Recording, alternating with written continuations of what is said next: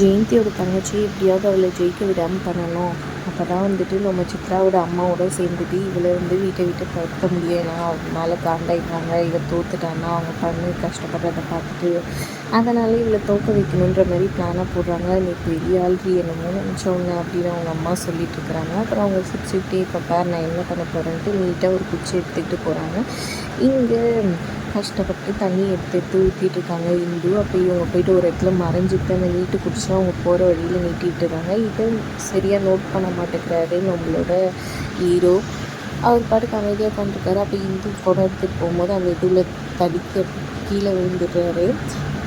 சத்தம் கேட்டுட்டு சித்ராவும் அவங்க அம்மாவும் எழுந்திரிச்சு வந்து பார்க்குறாங்க ஜன்னல் வழியாக. பாவம் அந்த பொண்ணு எவ்வளோ கஷ்டப்படுதுன்னு ஃபீல் பண்ணுறாங்க.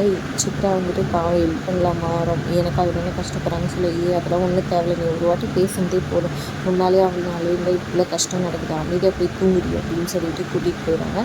ஜெயந்தியுமே இதெல்லாம் பார்த்து ரொம்பவே ஃபீல் பண்ணுறாங்க. கேடியும் கர்ணாவும் வந்துட்டு நேராக போகிறாங்க.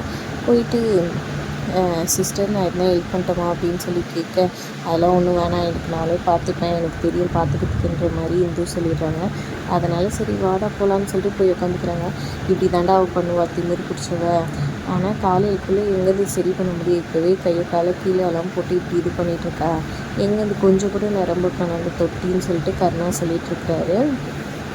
என்ன பண்ணலான்னு யோசிக்கிறாங்க. ஒன்று கடவுளே கர்ணை காமிச்சு மழை பெஞ்சு ஃபுல்லாக ரொம்ப நாட்டான், இல்லைன்னா வந்துட்டு நம்ம யாருன்னா நிரப்பினாதான்னு சொல்கிறாங்க. நம்ம யாருன்னா நிரப்பத்துக்கு அவள் விட மாட்டா, ஒத்துக்க மாட்டா. அதனால் நம்ம மழை பெய்ய வைக்கணும். மழை நம்மளால் மேஜிக்காக பண்ண முடியும். ஆமாம் இப்போ மேஜிக் தான் பண்ண போகிறேன் அப்படின்ற மாதிரி சொல்லி அந்த செட்டு போடுவான்ல மழை செட்டெல்லாம், அவன் ஃபோன் பண்ணுறான்னு சொல்லிட்டு ஃபோன் பண்ண சொல்கிறாங்க. அவர்கிட்ட ஃபோன் பண்ணி இந்த இடம் இருந்தது எல்லாத்தையும் டீட்டெயில்டாக சொல்லிடுறாங்க. சரிங்கண்ணே அந்த ஏரியாவில் ஒருத்தர் இருக்கார் வர சொல்கிறேன்னு சொல்லிட்டு கருணா கிட்ட சொல்லிடுறாங்க. அவங்க ஃப்ரெண்டை கூட்டிகிட்டு போய் அவர் வெளியே வெயிட் பண்ணுறாரு. ஒரு பக்கம் இங்கே கஷ்டப்பட்டு எடுத்துகிட்டு வந்து ஒரு குடம் ஊற்றுறதுக்காக வந்துட்டு வராங்க. கஷ்டப்பட்டு அடிச்சிட்டு இருக்காங்க நம்ம ஹீரோயின் இந்து. ஹீரோ வந்துட்டு அந்த தண்ணி கேன் இதுவும் வர வச்சுட்டு அவங்கக்கிட்ட மழை பெய்கிற மாதிரி செட்டப் பண்ண சொல்லிடுறாங்க. வீட்டுக்குள்ளே அப்படியே மழை பெய்கிற மாதிரி இதுவாகுது. மழை பெய்ஞ்சோடனே கொஞ்சம் இந்து ஓரமாக போயிட்டு நிற்கிறாங்க. உள்ளே போயிட்டு அப்படியே டயர்டில் வந்துட்டு கட்டில் மேலே படுத்து தூங்கிடுறாங்க. நல்லா மழை பெய்கிற மாதிரி செட்டப் பண்ணிட்டு சந்தோஷமாக கட்டி ரொம்பிடும்னு வெயிட் பண்ணுறாங்க. அப்புறம் கொஞ்சம் விடிய மாதிரி ஆகிடுது.